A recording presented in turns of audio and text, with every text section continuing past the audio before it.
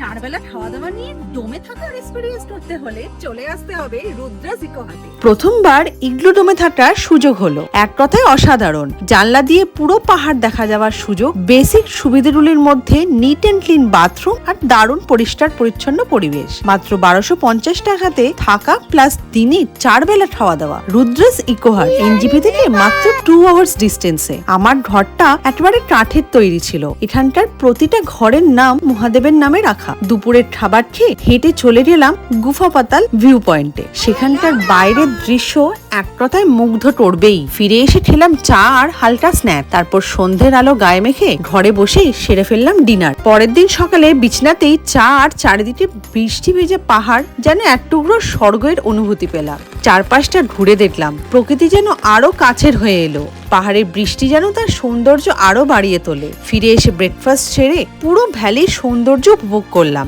অবশেষে রুদ্রাস ইকো হাটকে বিদায় জানিয়ে রওনা হলাম পরবর্তী গন্তব্য দার্জিলিং এর উদ্দেশ্যে।